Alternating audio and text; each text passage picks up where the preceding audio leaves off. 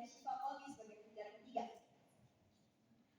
Kami, sebagai tim pro, dengan jelas setuju kepada mosi yang diperdebatkan hari ini, yaitu kurikulum merdeka tidak efektif dalam mempersiapkan generasi yang kompetitif, yaitu kurikulum merdeka di sekolah dikatakan belum optimal, karena masih terdapat beberapa kelemahan, misalnya kurangnya persiapan dalam implementasi kurikulum merdeka, dan kurangnya kemampuan sumber daya manusia dalam menggunakan kurikulum merdeka.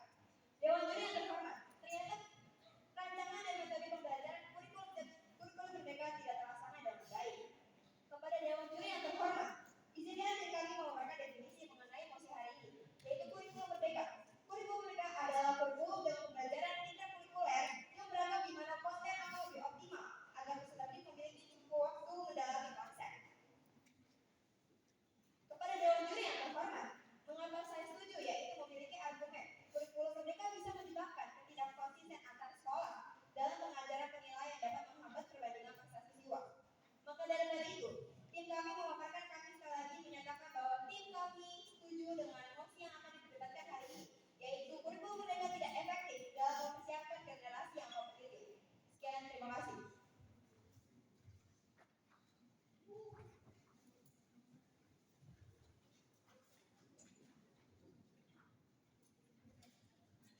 Menit dan 35 detik.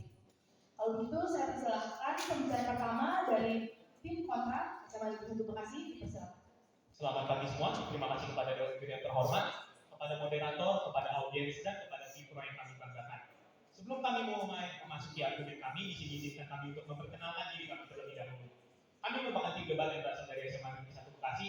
Dengan saya Adil Albert sebagai pembicara pertama yang akan memberikan pendefinisian dari emosi ini lebih lanjut dan juga memberikan argumen-argumen pembuka. Lalu dengan pembicara kedua kami Cahyo yang akan memberikan argumen-argumen mengenai praktek dan penerapan dari kurikulum merdeka, dan pembicara ketiga kami Junior yang nantinya akan menyimpulkan segala argumen kami dan memberi kesimpulan yang lebih.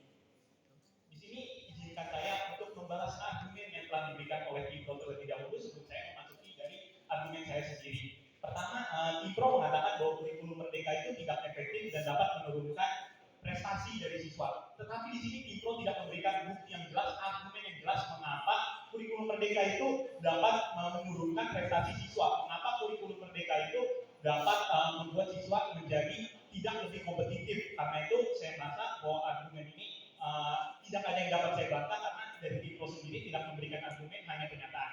Lalu di sini saya akan memasuki pada argumen saya. Yang pertama adalah kurikulum merdeka ini seperti yang kita ketahui telah ada setelah adanya dari kurikulum-kurikulum lainnya. Ini merupakan kurikulum yang terbaru dibanding jika kita bandingkan dengan kurikulum seperti kurikulum K13 dan kurikulum-kurikulum lainnya. Di mana dengan kurikulum merdeka yang ada ini sebagai kurikulum terbaru ini sudah pasti akan membuat bahwa kurikulum merdeka ini merupakan revisi-revisi dari kesalahan-kesalahan yang sudah ada di kurikulum sebelumnya. Seperti contohnya jika di kurikulum K13 kita sedikit belajar tentang praktek, di kurikulum merdeka sendiri ini kita diberi tentang pelajaran-pelajaran praktek dan lainnya. Lalu yang kedua adalah kurikulum merdeka ini lebih banyak menerapkan nilai-nilai praktek yang ada di dunia nyata daripada kurikulum-kurikulum sebelumnya. Seperti yang kita ketahui, kurikulum merdeka di sini itu difokuskan untuk menanamkan nilai-nilai Pancasila kepada murid-muridnya. Dan di mana di situ murid-muridnya disebut sebagai belajar Pancasila. Contohnya dari kurikulum merdeka ini yang lebih banyak praktek daripada teorinya, yang lebih berguna di kehidupan sehari-hari adalah contohnya murid-murid diwajibkan untuk mengikuti dan untuk mengerjakan proyek P4 yang dimana itu merupakan proyek yang berdasarkan nilai-nilai Pancasila yang nantinya akan dipakai di dunia nyata. Contohnya sendiri untuk SMA 1 Bekasi kemarin melaksanakan proyek P4 dan akhirnya menemukan inovasi-inovasi baru yang telah diberikan oleh siswanya.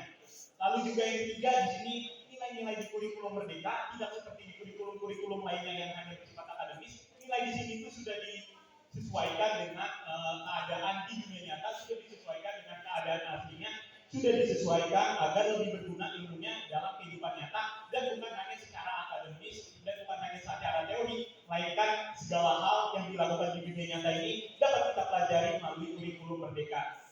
Sekian, terima kasih. Sebelum saya menutup argumen saya akan izin untuk menyimpulkan kembali argumen saya. Yang pertama adalah kurikulum merdeka merupakan kurikulum revisi dari kurikulum sebelumnya, di mana ini menjadikan kurikulum merdeka yang paling sempurna dari antara kurikulum sebelumnya.